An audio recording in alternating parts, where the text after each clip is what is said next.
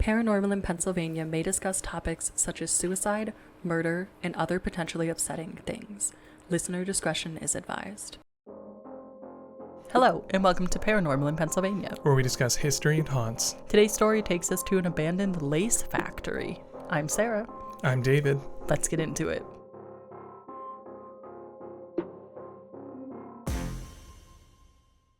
I think you meant to say, let's get lacy. Let's get lacy. So today we're talking about Scranton Lace Factory, and this came highly requested from many listeners. So some history. The Scranton Lace Factory, believe it or not, is located in Scranton, Pennsylvania. Okay, I believe it. You're leading me on a path of truth right now. And it was known for high-quality lace that graced homes all across America. The factory was established in the late 19th century and actually only closed in the early 2000s. So it was open for a very long time. Yeah, and so there's like a couple things that I think about there. When I hear like a lace factory, it's one of those things that's kind of like a pool store or like a fireplace store. Mm-hmm. What led the person to be like, I want to open a lace factory? That's a good point. I'm not saying that like lace is an unnecessary thing. It's used in clothing and all sorts of different other applications. Just like an interesting thought of like, what makes a person say like, I want to do lace? Yeah, it's like a luxury bulk. niche. Right. Yeah, luxury niche for sure. I don't know. I think in the early 1900s, factories were just so much more common. They'd be like, why not lace? I don't know. Well, I mean, there must have been, demand for it. Yeah, there must have been. And especially if it went until early 2000s. Yeah. In fact, during World War II, they were repurposed to help produce things like parachutes and mosquito netting and camouflage for all of the Allies. Interesting. Yeah, it's really cool to see what factories got repurposed and like what they were capable of doing. Like the mosquito netting feels like really cool for a lace factory because it's a more intricate thing rather than like, they're pumping out uniforms. Yeah, definitely. I think it's always cool, to look back at the historical events that changed the faces of these businesses, like bars and prohibition, how they might have been repurposed for like medical alcohol and things like that. Yeah, because it's not illegal when your doctor prescribes it to you. Exactly. I want more like sanitizer. Oh, yeah, okay. Like ethanol, but I'm with whatever. You now, sure. Yeah, yikes. So the Scranton Lace Factory essentially built its own village, and this is very Hershey inspired because those that don't know, Hershey had his factories in Hershey, Pennsylvania, but he also built towns for his workers so that they would be happier, but also never have to leave. Yeah, I actually feel like that was a fairly common practice, and not just like within factories, but in a lot of industries. For instance, like coal towns. Yeah. Nelsonville, Ohio, we went and visited this place, and they had their own currency even. Yeah. I think Hershey was the first one to do it, though. That's why I say it. Okay. I don't know. I'm just thinking of The Food That Built America, which sure. is a TV show. Yeah, I can't say yay or nay either way to that, but yeah, I think it was a common practice of like, if we can keep our workers here, like you said, they never have to leave. Yeah. And so the Scranton Lace Factory did the same. And they actually employed 1,200 people at one point, and it had its own gym, barbershop, theater, 4-lane bowling alley, and an infirmary. So catering to the desire for recreation as well. Not only just your needs, but your wants. What's interesting to me there, something that was missing from that list that I was really expecting to hear, was a school. Oh, I'm sure that it did have that. These were just ones that I picked from the website as like interesting. Okay. And they even had their own cotton fields and coal mine off-site. So they could get cotton and make lace from the cotton and run their machines using coal that they produced as well. So it was really like an enclosed system. Nice. Self-sufficient. Yes, exactly. Or closed loop. Is that like the actual economic term? I don't know the economic term, but like in like a closed system in like biology would be like a column not like a terrarium, but you know what I'm talking about, where like it feeds itself Right. forever. Yeah. Somebody's definitely going to be in the comments and correct me and be like, no, this is the exact term for it. Or maybe I was right, but I'm feeling more and more that that was not the correct term for it. Yeah, well, maybe an economist will be listening. In 2014, there was a fire here. And since then, they've actually renovated the space and turned it into apartments. And it looks like a super cool apartment complex because they just repurposed the Lace Factory village into an apartment complex, which why not? So we're like the former shops like Barber and stuff, like now like new shopping fronts. Correct. Nice. That is really cool. The factory itself is the apartments. I really hope that they kept some like of the historic aspects of the factory there though, and it wasn't like gutted and it's down to the bones, you know? No, it does look like they have like some original windows and stuff. Like definitely looks like they tried to keep aspects of the history. Nice, because that's like really, I feel like the appeal for people that go and live in those types of apartments is like you get to feel the history. Like there are a couple closed high schools throughout the Pittsburgh area that have been renovated into apartments, and they still have like lockers and stuff, and it's pretty cool. Yeah, or like the church in Southside that we used to live near. Yeah. That was turned into apartments. It's cool. So that's the history. Now for the paranormal. People note that there are many ghosts in this location. However, there's not much evidence to differentiate the ghosts. So I wonder how people are thinking it's many. I guess like that could be locality coming into play here. Okay. Like, okay, so we hear footsteps over here and then we hear knocking over here. It could be the association that it's two different ghosts. That's true. Or given that it is a complex, they could be in different buildings even. I didn't think about that. That's a good point. Right. So I think that's what's playing into it. And, you know, within the same building, it could be the one ghost, but I think it's a locality thing. Yeah, that's a really good point. Some claim that the ghosts might actually go home with people. Nope. Don't like that. I don't like that either. If it's something like Fort Mifflin, you take something and the ghosts will follow you home, at least you can control it. But here it seems like they will just follow you home potentially. Follow me home. Can I keep it? Mm-hmm. Or can it keep you? Exactly. Ooh, spooky.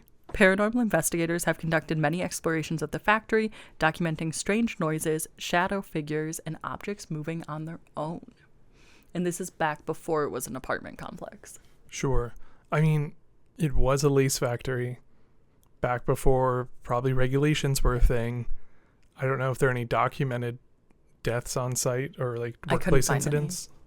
And in fact, in the 2014 fire, it said that no one was harmed, I believe. No one was killed, I believe.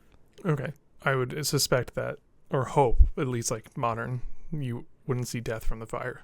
Yeah. Fingers crossed always, because like tragedy does happen. Yeah. So I mean, I quickly believe that this place could be haunted with people that die either on site or through workplace accident or any sort of means. Yeah, and interestingly, the boiler room and the factory floor are said to be haunted. And I feel like boiler rooms are always haunted. I was gonna say that. I'm like, because it's always like spooky down in the boiler room because it's always dark. Yeah. The boilers, when they're going, they sound menacing. Yeah. So very interesting. And then the factory floor, I think, makes a lot of sense because that's where if people did die, they would have died there. That's where all the energy would be, like kind of like the buzz of the business. So I think it makes sense that that's where it would be haunted. There are two ghosts that some people have been able to identify repeatedly. One is a male ghost, and it's said to appear as a full-body apparition that looks, quote, ugly and creepy. Okay, I guess we're shaming. I know, harsh. But people think that it's someone that used to be a foreman or an old worker at the factory. And I think what people mean by ugly or creepy is that they appear disfigured. And so that could be an accident at the factory. Or surviving an accident at the factory. Yeah, it's true. And then just passing later from something else. That's true. That's a good point. I'm full of them. Don't worry. There's also a female ghost that appears to some. Since women did work in the factories, it could also be a female worker. But apparently she just appears and then disappears. No one's ever been able to like really engage. But I think it would be interesting to have more information about what she's wearing, because that could help us place her in a historical timeline. Right, because like you mentioned World War II, it'd be really interesting to know if she was a tragic death, workplace death during World War II when women were really stepping up and working in the factories while the men were gone. Mm-hmm. Yeah. Huh? Yeah, big brain play. Exactly. I think that's such a big aspect that people might not consider, is how are these spirits appearing to you? What are they wearing? Of course, sometimes if it's just nondescript. Shadow figure. Right. Or like a plain white dress. Okay, that doesn't tell you a lot. But specifically if you're seeing like soldiers in uniforms, what do the uniforms look like? If you're seeing women in certain fashions that can place you, was this the 1920s or was this the 1970s? You know, I think that's really important, but it doesn't have any more information on what she looks like. Which is a shame, because like that, while the male ghost certainly is interesting, but knowing this was a factory and having a female ghost there is like really cool to me from a historical perspective of like, were you during World War II? Like, or were you just like a worker at some other point? But it would be really interesting to try to pinpoint what era she came from. Yeah, and I think that goes back to the bias of many people, including myself, think of ghosts as very far in the past. Like in my head, I'm like, she must be a World War II worker. But well, she could even have been someone that died recently, you know? Yeah, my bias is that I want her to be World War II. Not that I want any other, like I want them to be old. In this case, I just would think it'd be so cool to have a spirit and a haunting from some worker, female worker that in World War II. I think it'd be so cool to like get her to talk and interact with her. Experience. Yeah. What an incredible experience it'd be. Like, ooh, chilling. Yes. Spooky indeed. Perhaps the most seen ghost here is that of a little girl. And multiple people have mentioned seeing her, with some thinking that she might be gone from the location now that they renovated it to apartments, which is always a possibility because with renovations, it can upset the spirits and it can kind of modify their world. And so we can see upticks in aggressive behavior. We can see less activity in general. But what's interesting is that someone that knows the current owner said the ghost is still there because they've been captured on the camera system. Okay. I'd love to see that footage. Yeah, that's all that the person said, and I wonder how they know it's a ghost and not a real little girl, so I would also like to see the footage. I'm willing to bet that the footage is like an apparition of a little girl. Right? How like you know it's an apparition is what I'm saying. Somewhat like transparent, you know, like the usual, like, I guess I could be wrong here, but like oftentimes like spirits, like when you see like a spirit, it doesn't quite look like a actual flesh and blood person walking or doing something, you know? Yeah, I just think it's really hard to tell on a camera if something's an apparition or a human, because I guess it depends on the quality of the camera. So you see a shadow figure and you're like, I think that was Joe. No, I said an apparition. Okay, well. Or a human. Yeah, I don't know. I just haven't seen a video of an apparition that is like really hard, like where it's really hard to tell the difference between an apparition and a human. I guess I'm just thinking like grainy security footage, but I probably am not giving cameras enough credit. Right, like that was the case probably like 20 years ago, but a lot of like security cameras now and such are way better. Mm-hmm. So, knowing what you know about the Scranton Lace Factory, would you visit this paranormal location? Heck yeah. I'd love to visit.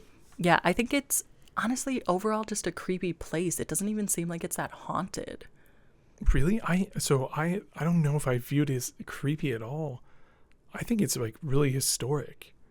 And yeah, but I think before it was converted to apartments and it was like abandoned, it seemed creepy. I think now it's just a cool historical location. But I think if you could engage the ghosts, it would be really interesting to hear what their stories are. Yeah, I definitely like hearing their stories, but I still think that like, I mean, sure, abandoned places are creepy just due to like them being abandoned and no one's been there.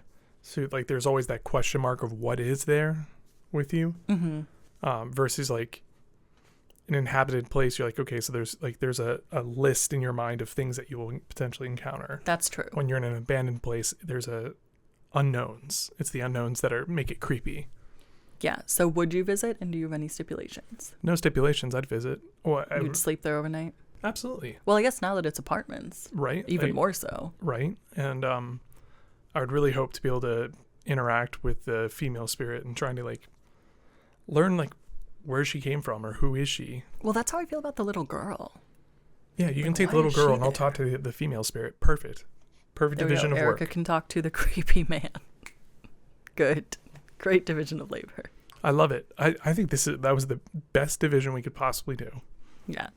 So if you have been to the Scranton Lace Factory or you're local, something like that, we'd love to hear any haunted stories you have there, because it seems like there wasn't a ton. However, it would make sense for it to be haunted because the history is so long, so I would love to hear even more about hauntings. If you have a place that you want us to cover, you can find us on social media, or you can email us directly at paranormalinpennsylvania@gmail.com. We love to cover listener requests because it gets us into some places we wouldn't have even thought of. Thank you for tuning in for this week's episode, and tune in next Thursday to see what history and hauntings we discuss next. Stay spooky, my friends.